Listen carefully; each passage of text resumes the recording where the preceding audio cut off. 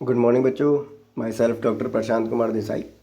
और आज हम बी फार्म 6 सेमेस्टर का हर्बल ड्रग टेक्नोलॉजी सब्जेक्ट के प्रैक्टिकल के बारे में डिस्कस करेंगे। द प्रैक्टिकल जो आज का जो ऑब्जेक्ट रहेगा वो है to perform the phytochemical screening of the given sample of the crude drug. आज जो हम क्रूड ड्रग सैंपल जो ले रहे हैं वो वोलेटाइल ऑयल कंटेनिंग ड्रग से लेंगे। और जो वोलेटाइल ऑयल कंटेनिंग ड्रग से जो ड्रग ली जा रही है वो है हमारी फेनल ड्रग। तो आज हम फेनल ड्रग का फाइटोकेमिकल स्क्रीनिंग परफॉर्म करेंगे। लास्ट टाइम भी हमने दो प्रैक्टिकल के बारे में डिस्कस कर चुके हैं।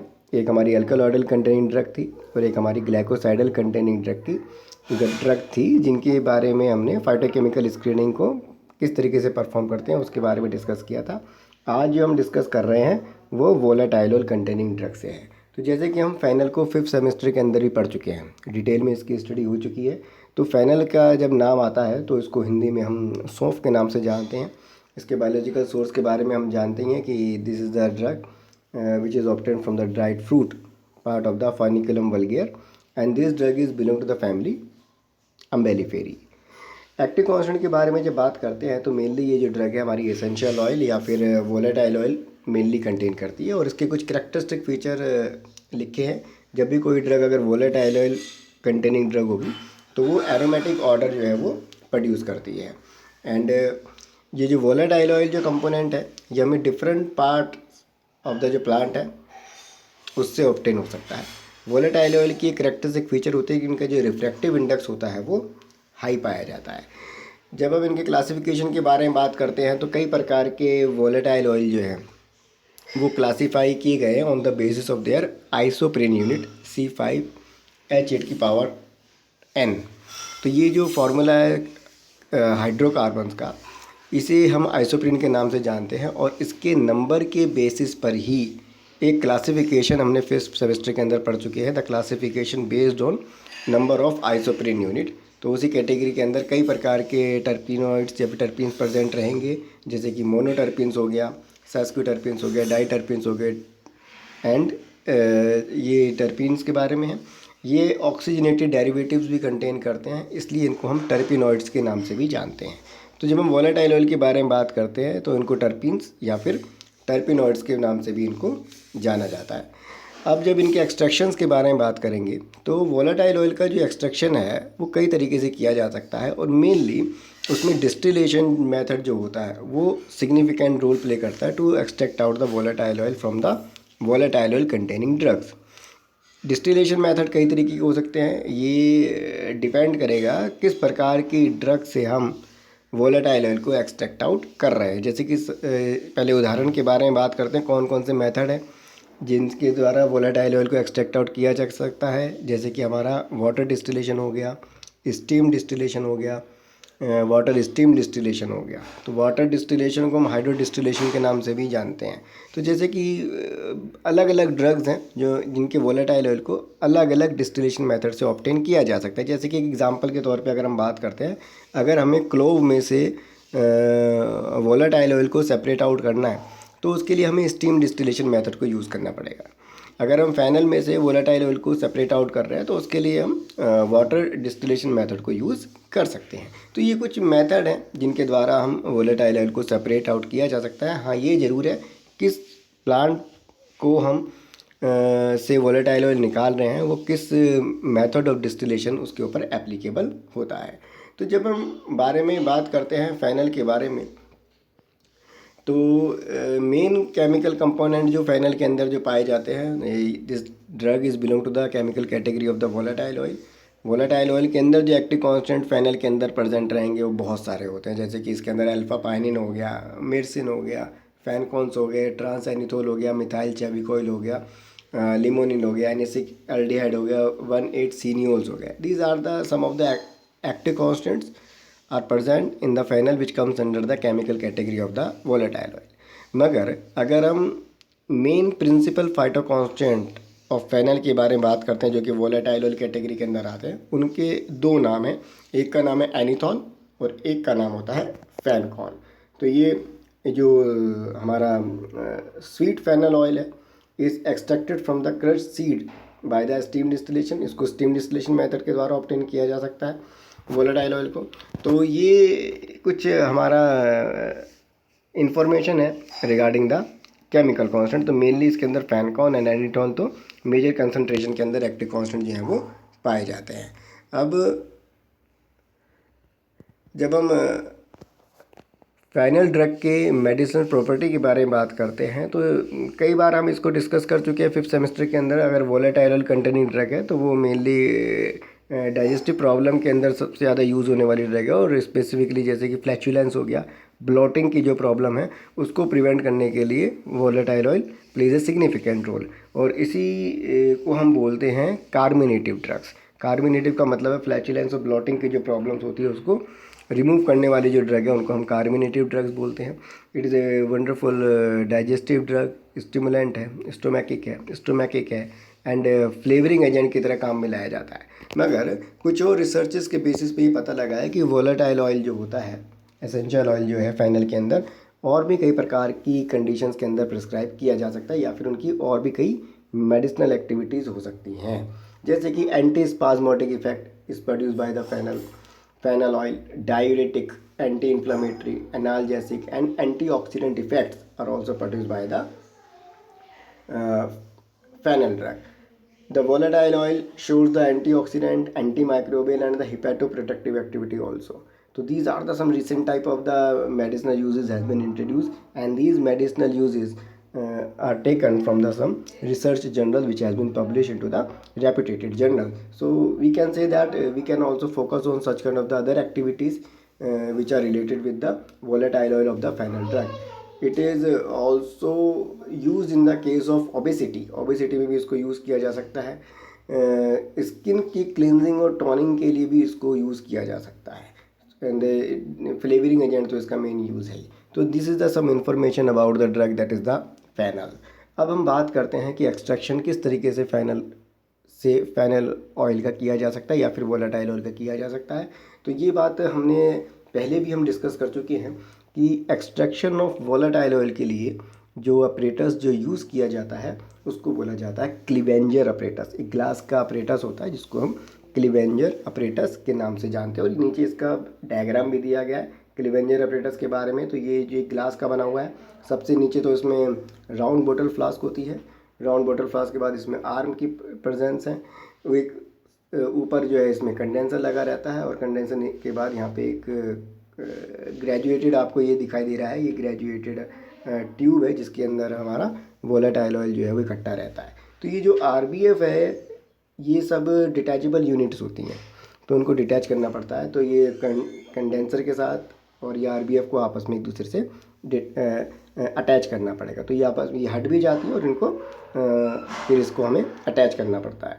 तो यहाँ पे जो ग्रेजुएटेड जो ट्यूब है यहाँ पे हमारा वोलेटाइल ऑयल जो है वो इकट्ठा होता है और उसको हम कलेक्ट करते हैं। तो ये जो RBF दिख रहा है यहाँ पे, इस RBF के अंदर जैसे कि हम फेनल को जो हम इससे वोलेटाइल ऑयल जो रिमूव कर रहे हैं वो वाटर डिस्टिलेशन मेथड से यूज़ कर रहे हैं। तो यहाँ पे हम जो सॉल्वेंट जो यूज़ करेंगे वो हम वाटर ही यूज़ करेंगे, और इस RBF को नीचे हीटिंग मेंटल के साथ अटैच कर देंगे जो कि गर्म करने का काम करेगा। सॉल्वेंट गर्म होगा और सॉल्वेंट गर्म के साथ ही वोलेटाइल ऑयल को सेपरेट किया जाएगा। तो यहाँ पे जो हमने जो क्लीवेंजर अपरेटस जो आपको दिखाई दे रहा है, इसके अंदर मेनली यूनिट RBF आ रही है, कंडेंसर आ रहा है, और उसके साथ ही हमारा यहाँ पे ग्रेजुएटेड ट्यूब आ रही है जिसको हम डिस्टिलेट की जो है वो कलेक्ट किया जाता है। तो ये जो हमेशा ध्यान में रखने वाली बात है कि जब हम बात कर रहे हैं कौन से अपरेटस के द्वारा वोलेटाइल ऑयल को सेपरेट किया जाता है, तो आपको हमेशा याद रखना है कि with the help of the Clevenger apparatus we can use to extract out the volatile oils. अब बात करते हैं किस तरीके से, मैंने आपको थोड़ा बहुत आइडिया तो दे दिया है कि किस तरीके से एक्सट्रैक्शन प्रोसेस इस क्लीवेंजर अपरेटस के द्वारा किया जाता है। तो थोड़ी सी जानकारी और देते हैं कि जैसे RBF के अंदर हम वाटर डाल देंगे और उसमें हमारे जो फेनल का जो प्लांट पार्ट है उसको यूज़ कर रहे हैं, उसको डाल देते हैं और वाटर के साथ उसको बॉईल करते हैं। RBF के अंदर हमें पोर्सिलिन डिश भी डालनी होती है, जैसे चाइना डिश के कुछ टुकड़े होते हैं वो डाल देते हैं जिससे कि बम्पिंग की प्रॉब्लम ना हो। बम्पिंग का मतलब क्या होता है, एकदम ही शूट आउट होता है सॉल्वेंट ऊपर की तरफ, तो उछलने लगता है सॉल्वेंट। तो उसको प्रिवेंट करने के लिए, उसको न्यूट्रलाइज करने के लिए हम क्या ऐड कर देते हैं, पोर्सिलिन डिश के कुछ टुकड़े इसके ऊपर डाल देते हैं। ये जो RBF है सबसे पहले इसको डिटैच फॉर्म में रहती है। RBF के अंदर सॉल्वेंट और अपना जो ड्रग है वो डाला जाता है और फिर उसको ग्लिसरीन की सहायता से अपर जो अपरेटस है जिसके अंदर हमारा कंडेंसर है, ये सब आर्म्स है, इसको अटैच कर दिया जाता है।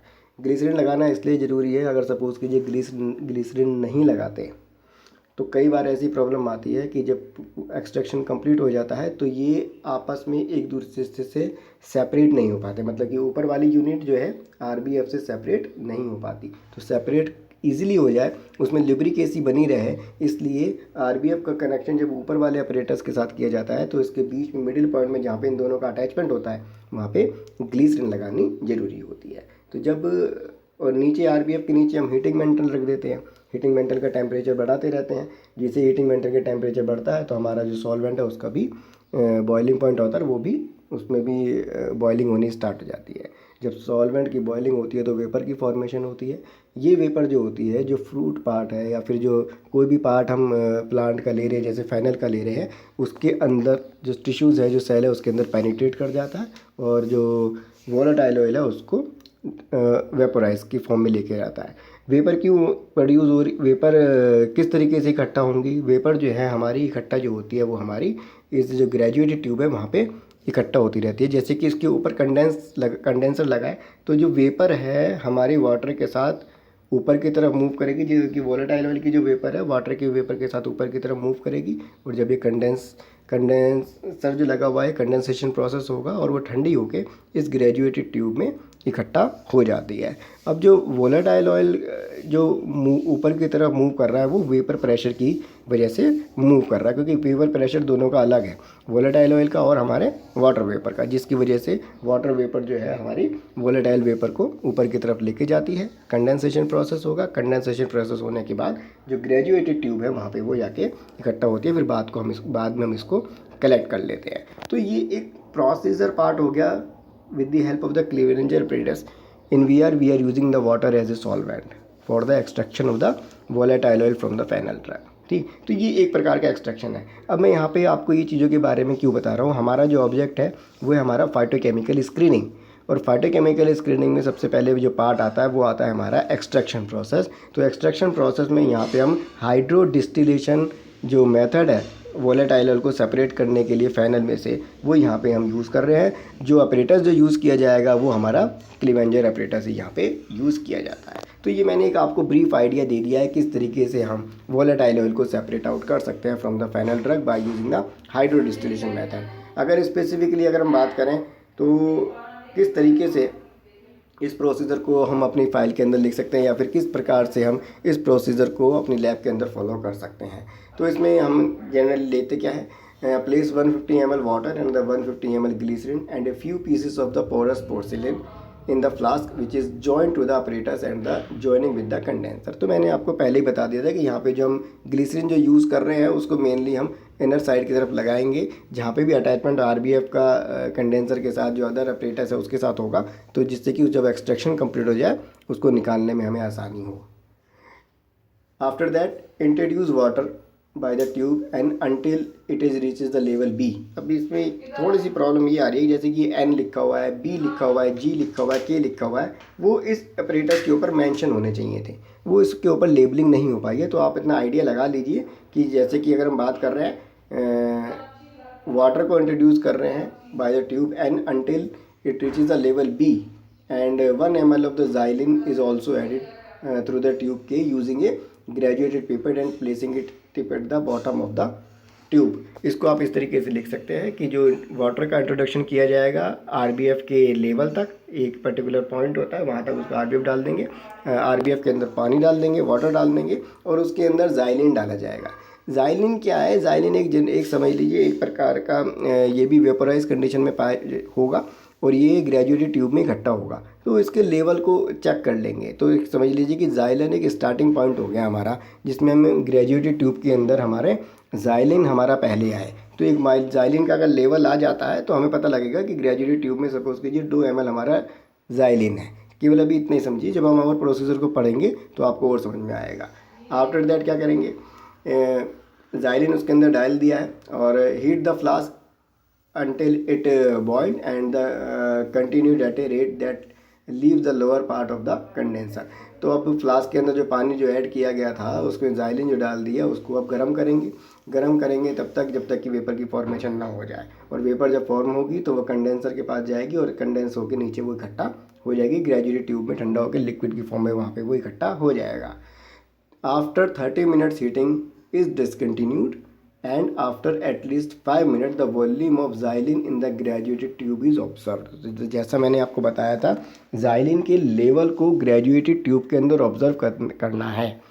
तो ये एक प्रोसीजर पार्ट हो गया कि हमें xylene के लेवल को मेंशन करना पड़ेगा, उसको ऑब्जर्व करना पड़ेगा। तो उसको पहले हम डिस्टिलेट करेंगे वाटर के साथ। 30 मिनट के बाद जो हीटिंग को बंद कर देंगे और फिर 5 मिनट एटलीस्ट 5 मिनट के बाद जो उसको वॉल्यूम को हम xylene को मेज़र करेंगे। अब यहाँ पे देखिए the drug fennel is then introduce into a flask. अब यहाँ पे हम अपनी जो ड्रग है फेनल को इंट्रोड्यूस कर रहे हैं। इससे पहले हमने फेनल को इंट्रोड्यूस नहीं किया है, केवल 2 कंपोनेंट डाले हैं।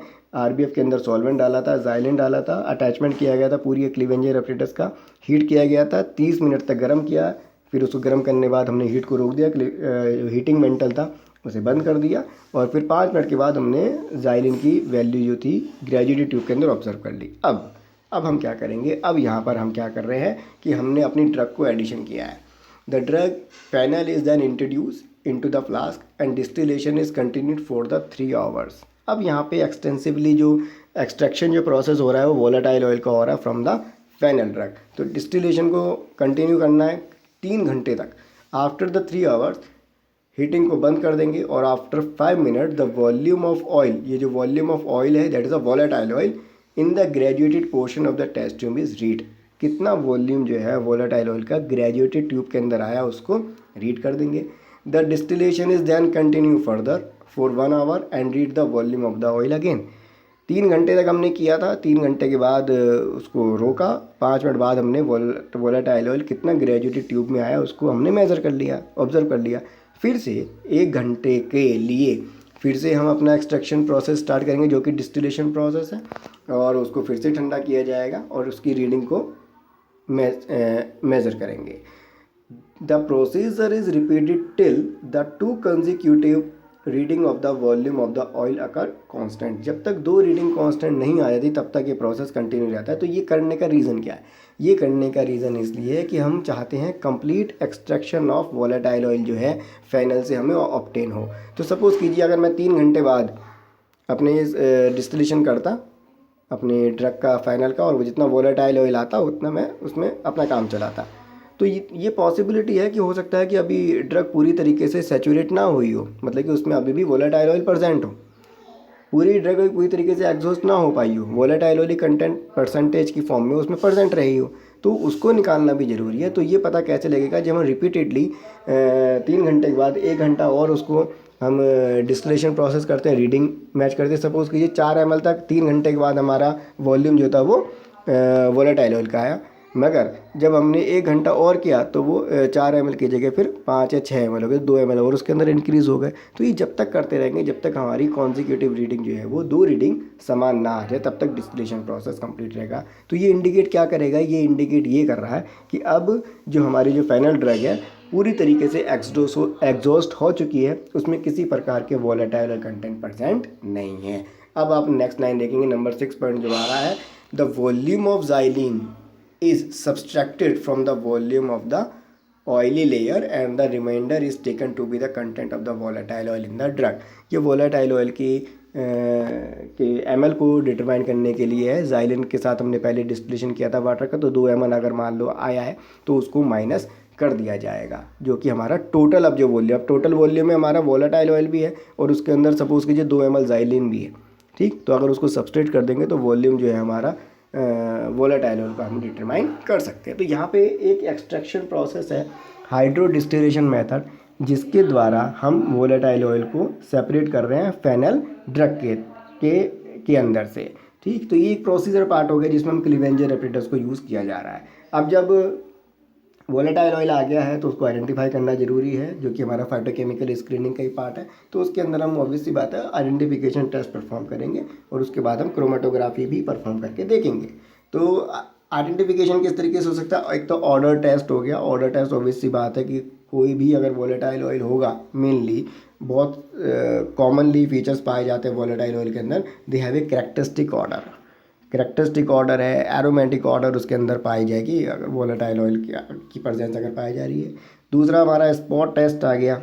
स्पॉट टेस्ट के बारे में हम जानते हैं, एक फ़िल्टर पेपर लेते हैं, उस पर एक ड्रॉप जो अगर हम वोलेटाइल ऑयल की डालते हैं, अगर कुछ समय बाद उसको ऑब्जर्व किया जाता है तो उसमें किसी प्रकार के भी स्पॉट की फॉर्मेशन फ़िल्टर पेपर के ऊपर नहीं पाई जाती। वो पूरा का पूरा जो वोलेटाइल ऑयल है वो इवेपोरेट हो गया है। तो ये भी एक आइडेंटिफिकेशन है। अगर सपोज़ कीजिए कैस्टर ऑयल है, अरंडी का तेल जिसको बोलते हैं, उसकी एक ड्रॉप अगर मैं फ़िल्टर पेपर के ऊपर डालूं, और एक अपना फ़ैनल ऑयल जो आया है उसकी एक ड्रॉप अगर फ़िल्टर पेपर के ऊपर डालता हूं, तो ये पाया जाता है कि जो फ़ैनल है, फ़ैनल ऑयल जो है वो किसी प्रकार का स्टेन फ़िल्टर पेपर के ऊपर नहीं छोड़ता है। मगर वहीं पे जो हमारा कैस्टर ऑयल है वो एक परमानेंट स्पॉट जो है फ़िल्टर पेपर के ऊपर छोड़ देता है, क्योंकि वो जो हमारा वो जो कैस्टर ऑयल है वो हमारा फिक्स्ड ऑयल की कैटेगरी के अंदर आएगा, जिसके अंदर स्टेनिंग प्रॉपर्टी पाई जाती है। तो ये एक स्पॉट टेस्ट होता है।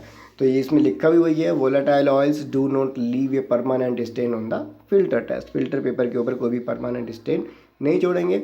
अब आ रहा है सॉलिबिलिटी टेस्ट। सॉलिबिलिटी बहुत इंपॉर्टेंट है, क्योंकि हर एक इंपॉर्टेंट कैटेगरी की सॉलिबिलिटी जो होती है वो स्पेसिफिक सॉल्वेंट के अंदर ही पाई जाती है। तो जब हम वोलेटाइल ऑयल के बारे में बात करते हैं तो ये हमने पहले भी पढ़ चुके हैं कि वोलेटाइल ऑयल की जो सॉलिबिलिटी होती है वो अल्कोहल के अंदर पाई जाती है, और 90% अल्कोहल के अंदर वोलेटाइल ऑयल की सॉलिबिलिटी सबसे ज़्यादा पाई जाएगी, जबकि फिक्स्ड ऑयल इसमें सॉल्युबल नहीं पाए जाते। तो volatile oils are soluble in a 90% alcohol, whereas fixed oil are not. तो ये एक डिफरेंस भी आ गया है between the fixed oil and the volatile oil. अब बात करेंगे इसमें केमिकल टेस्ट। हम जानते ही हैं, इसमें मेंशन नहीं करा है कि Sudan red third and the alkanna tincture, जो कि हमारे माइक्रो केमिकल रिएजेंट भी है और केमिकल रिएजेंट भी है। तो इसमें हम वोलेटाइल ऑयल लेंगे और सुडान रेड थर्ड के साथ अगर उसको ट्रीट कराते हैं तो रेड कलर प्रोड्यूस होगा, और अगर हम वोलेटाइल ऑयल का सैंपल लेते हैं उसके अंदर अल्काना टिंचर अगर डालते हैं तो वो रेड कलर प्रोड्यूस करता है। तो ये आप ज़रूर मेंशन कर देना आइडेंटिफिकेशन टेस्ट के अंदर, Sudan red third and alkanna tincture. अब बात करते हैं टीएलसी की। जब हम टीएलसी के बारे में बात करेंगे तो इसके अंदर जो हम सॉल्वेंट सिस्टम जो लेते हैं वो है हमारा टोल्यूइन इथाइल एसीटेट। 92:7 का रेशो यूज़ किया जाता है। इसमें जो डिटेक्शन जो किया जा रहा है वो किसके द्वारा किया जाता है? डिटेक्शन इज़ डन कई प्रकार के मेथड है, जिसमें कि हमारा विजिबल मेथड भी है और नॉन विजिबल मेथड भी है। इसको हम यूवी मेथड के नाम से भी जानते हैं। तो यूवी 254 नैनोमीटर के अंदर अगर हम इस वेवलेंथ पे ऑब्जर्व करते हैं तो वो फ्लोरेसेंट प्रोड्यूस करेगा, या फिर हम विजिबल रिएजेंट भी यूज़ कर सकते हैं। जब इनको प्लेट के ऊपर स्प्रे किया जाता है स्पॉट लगाने के बाद, तो वो अपने कलर स्पॉट की फॉर्मेशन करते हैं जो एक्टिव कांस्टेंट है, उनकी आरएफ वैल्यू कैलकुलेट की जा सकती है। तो इसमें दो प्रकार के हम सॉल्वेंट स्प्रिंग रिएजेंट जो है वो यूज़ कर सकते हैं। एक का नाम है एनिसल्डिहाइड सल्फ्यूरिक एसिड और दूसरा है वेनिलीन सल्फ्यूरिक एसिड। ये दोनों ही हमारे विजिबल स्प्रिंग रिएजेंट है, जो कि स्प्रिंग रिएजेंट की कैटेगरी के अंदर पाए जाते हैं। एनिसल्डिहाइड सल्फ्यूरिक एसिड को जनरली हम यूनिवर्सल स्प्रिंग रिएजेंट के नाम से भी जानते हैं। कई प्रकार के केमिकल कैटेगरी हैं जो इसके द्वारा आइडेंटिफाई हो सकती हैं। और वेनिलीन सल्फ्यूरिक एसिड की अगर बात करते हैं तो ये स्पेसिफिक स्प्रिंग रिएजेंट हो गया जो जनरली यूज़ होता है वोलेटाइल ऑयल के डिटेक्शन के लिए। तो ये हमारा कुछ इन्फॉर्मेशन हो गया regarding the solvent system and the detection के बारे में। कैलकुलेशंस के बारे में, इसकी परसेंटेज यील्ड निकालेंगे तो परसेंटेज यील्ड निकालने के लिए practical yield divide by theoretical yield into the 100, ये परसेंटेज यील्ड निकालने का एक फार्मूला है जिसको हम जानते हैं। तो इसके द्वारा हम अपनी परसेंटेज यील्ड कैलकुलेट कर सकते हैं। तो बच्चों यहाँ पे जो हमने जो डिस्कशन किया है वो phytochemical screening of volatile oil containing drug किया है, और इसके अंदर हमने जो ड्रग ली है वो हमने फेनल ड्रग यूज़ की है। हाइड्रो डिस्टिलेशन मेथड के द्वारा उसका एक्सट्रैक्शन किया जाएगा। एक्सट्रैक्शन कंप्लीट होने के बाद उसका आइडेंटिफिकेशन होगा। आइडेंटिफिकेशन दो तरीके से हो रहा है। एक तो हमारा किसके द्वारा हो रहा है, कुछ टेस्ट हैं, सॉल्युबिलिटी टेस्ट हो गया, ऑर्डर टेस्ट हो गया, और केमिकल टेस्ट की कैटेगरी के अंदर और ही बात करें तो सुडान रेड थर्ड हो गया, अल्काना टिंचर हो गया, इसके द्वारा हम पता लगा सकते हैं। और हमारा आइडेंटिफिकेशन दूसरा क्रोमेटोग्राफी है, जिसमें हम थिन लेयर क्रोमेटोग्राफी को यूज़ कर रहे हैं।